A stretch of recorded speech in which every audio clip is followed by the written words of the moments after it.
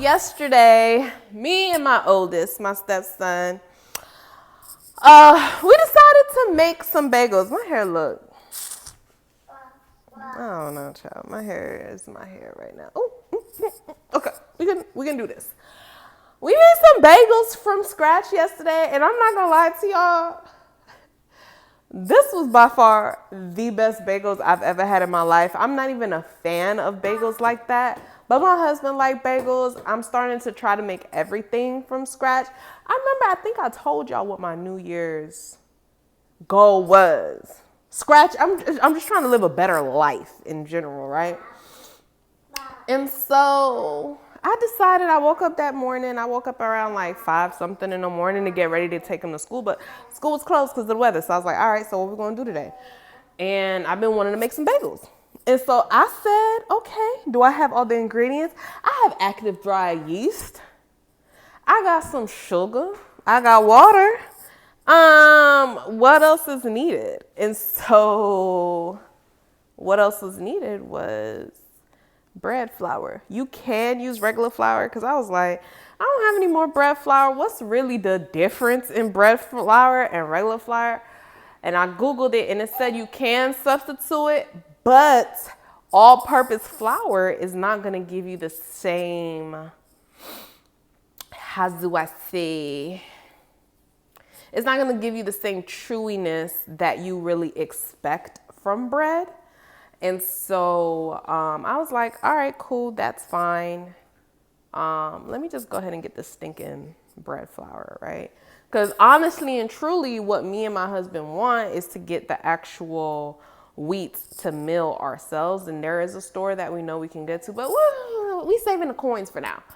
So we just gonna buy some flour and get the best kind, okay? So I had got some King Arthur. That's usually my go-to brand, is King Arthur. And so I go, because it was mad cold, the kids are sleeping. I was like, I don't even shop at Kroger like that, but they the only ones that deliver out here. So Kroger delivery it was, because I was like, we need to have some breakfast. There's a lot of essential things that I'm missing right now. Let's see, by the time David wakes up, because I know Daxton's going to wake up because he's a toddler. They generally just like waking up early for, I don't know why, but they wake up early. And so I was like, I just need the food and stuff here by the time David wakes up. Because if you don't wake him up, he gonna wake up around like 8:45, 9 o'clock. Perfect. I put in the order. The lady got here at 8:52. 5 minutes after David woke up. So I was like, perfect. I got everything. And I was like, guess what, David? He's like, what? I was like, we gonna make some bagels. So we made some bagels. And I didn't record us doing like the flour and stuff like that, because honestly, I wasn't going to record because I was doing something. I was just trying to generally just bond with David and just do this thing, and, you know, dealing with a toddler as well. I'm not thinking about my phone.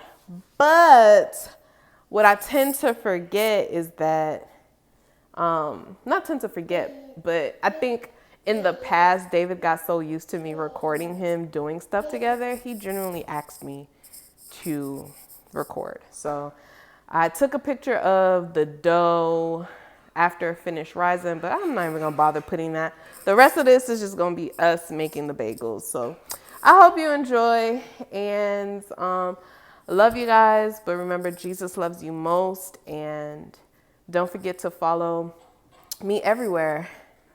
YouTube, TikTok, Instagram for your daily scriptures and just everything. All right, bye. So after the dough had finished rising, which was about an hour and a half or so, which you don't see because I wasn't recording then. It's when after we put them into like equal balls, David was like, you should record this for your YouTube. And I was like, you sure? He was like, yeah, you can just go get the thing, the thing that daddy used and you use when you record? I was like, the tripod? And he's like, yeah, the tripod. So here I'm teaching him how to put the hole in the dough to basically form the bagel. And he was kind of having a tough time getting the hole. So I was kind of teaching him different techniques. And this was just very kind of fun to do with him, a fun activity to do with him. He had no school that day because Georgia is a little sensitive when it comes to the cold, and they rather shut the whole state down if they could because of this. Basically what we were doing was using our index fingers. We don't want to just break out the dough. So you kind of push your finger through the dough enough to when you see your finger, you kind of spread the dough apart a little bit, and then boom, you make your hole and you kind of swerve it around. Sorry if you hear some toys, music in the background. My youngest baby is playing with that. And so, yeah, we're doing our thing. We're having conversations. We're listening to some Thai tribute. I think that basically lifted up the mood. We had to cover the dough back up. And now basically what we're getting ready to do is make a steam bath for the bagels. So you want that bagel to get a nice chewy texture. I'm going to explain how to do that, with or without the bath, but I think it helps. So I got the baking dish. I put some water on it. I put it on the lowest rack so that way it can create the steam for the bagels. And so we set that oven at 425 with that at the bottom. And here we're setting the boiling water for the bagels. So usually, I didn't know this. This is what I was starting to learn as I'm just trying to do things from scratch, is that bagels get boiled. I did not know that. I'm not a bagel eater, so I honestly did not know. So the water basically consists of, I put baking soda, maple syrup, brown sugar, and salt in 4 quarts of water. And so as that was boiling, David was like, you want me to do this part? And hold on, baby. Hold on. Give me 2 seconds, okay? As we were doing that, he was scared to put the thing, he didn't want to get burned. Rightfully so. I don't want him to get burned either. But I was explaining to him that he can't just plop the bagel in there.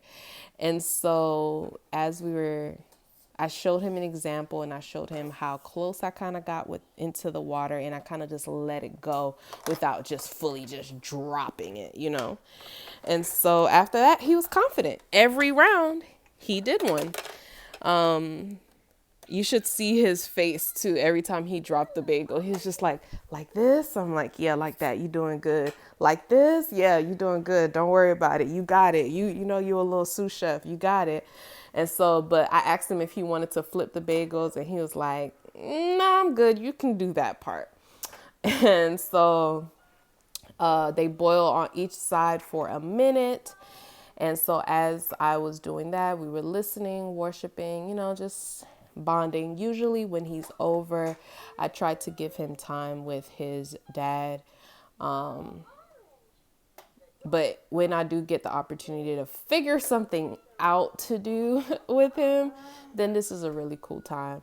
Y'all see how he just dropped that little bagel in there? He confident now. He is confident. And so now we had 3 flavors we decided on with the bagels.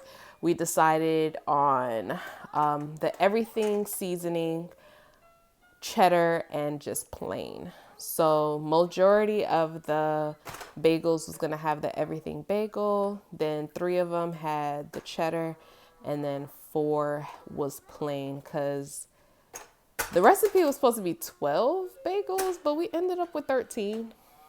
It's okay. All good. So he's the one that decorated all of the bagels. I pulled the bagels out. This was really a fun activity to do because he's just learning how to do different things. He was super excited, very into it all. Of course, you see him grabbing that seasoning, and he's like only putting a little bit because I guess in his mind he probably thinks it's salt, but I got the Mrs. Dash everything seasoning, so Mrs. Dash doesn't have any salt or MSG. So yeah, it was a fun activity. And these are the final results.